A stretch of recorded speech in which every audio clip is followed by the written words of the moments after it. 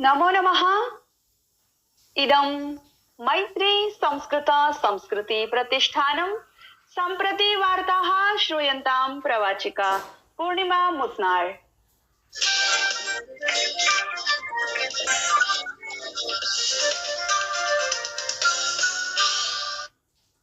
चतुर्षु राज्येषु एकस्मिन् केन्द्रशासितप्रदेशे च विधानसभा निर्वाचनस्य प्रचारः तीव्रः अभवत्। एप्रिल् मासस्य 9 दिनाङ्के विधानसभा निर्वाचनात् प्राक् केरलं राज्ये उच्चतर निर्वाचनप्रचारः दृश्यते। प्रमुख राजनैतिकदलानां प्रमुखाः राष्ट्रीय नेतारः सम्पूर्णे राज्ये प्रमुखेषु निर्वाचनक्षेत्रेषु निर्वाचनसभानां नेतृत्वं कुर्वन्ति। सोमवासरे नामाङ्कन प्रक्रियायाः समाप्तेः अनन्तरं प्रधानमन्त्री तथा भाजपेति दलस्य वरिष्ठः नेता नरेन्द्र मोदी चेन्नईनगरे राज्यभाजपादलस्य वरिष्ठनेतृभिः सह चर्चाम् अकरोत्।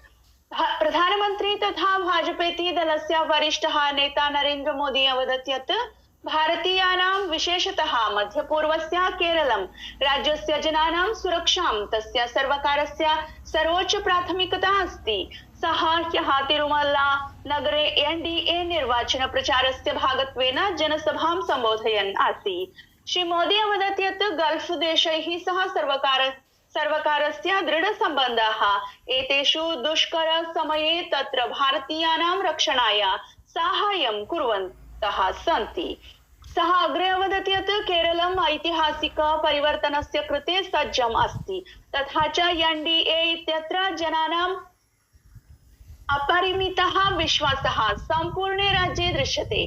महिला सशक्तीकरणं एनडीए दलस्य प्राधान्यम् अस्ति तथा च महिलाः तस्य नीतिभिः सर्वाधिकं लाभम् अवाप्नुवन् इत्यपि सः अवदत्। कांग्रेस दलस्य वरिष्ठः नेता तथा लोकसभायाः विपक्षस्य नेता राहुल गांधी वर्यः अलपुझायाम् उक्तवान् यत् यूडीएफ केरलं राज्ये वास्तविक परिवर्तनम् आनेतुं सज्जः अस्ति। सः एलडीएफ तथा एनडीए इत्येतयोः पक्षयोः निन्दाम् अकरोत् तथा च विधानसभा निर्वाचनानन्तरं शासकस्य एलडीएफ इत्यस्य प्रासङ्गिकता नष्टा भविष्यति इति उक्तवान्। उत्तर प्रदेशस्य आरक्षकैः आईएसआई आतङ्कि समूहस्य लखनौतः 4 सन्दिग्धाः गृहीताः, ये रेल स्थानकैः सह महत्वपूर्णेषु स्थानेषु विस्फोटं कर्तुं तत्पराः आसन्। भारतीय ध्वजाङ्कितं एलपीजी इत्यनेन युक्तं ग्रीन सान्वी जलयानं युद्धग्रस्तं क्षेत्रं होर्मुज जलसन्धि क्षेत्रं सुरक्षितरूपेण तीर्त्वा स्वदेशं प्रत्यागच्छति। प्रशासनिक सूत्रानुसारं पश्चिम एशिया संघर्षस्य मध्ये होर्मुज जलसन्धि क्षेत्रं तीर्त्वा गच्छन् एषः 7मः भारतीय एलपीजी इत्यनेन युक्तं वाहनम् अस्ति। पश्चिम फारस खाड़ी प्रदेशे अधुना 17 भारतीय ध्वजाङ्कितेषु जलपोतेषु 400 भारतीय नाविकाः आरूढाः सन्ति। अद्यावधौ खाड़ी प्रदेशात् 30+1 भारतीय नाविकानां सुरक्षितं स्वदेश प्रत्यागमनं सम्पन्नम्। ईरानेन संयुक्त राज्य अमेरिका देशस्य 48 होरायाः शान्ति प्रस्तावम् औपचारिकतया निराकृतम्।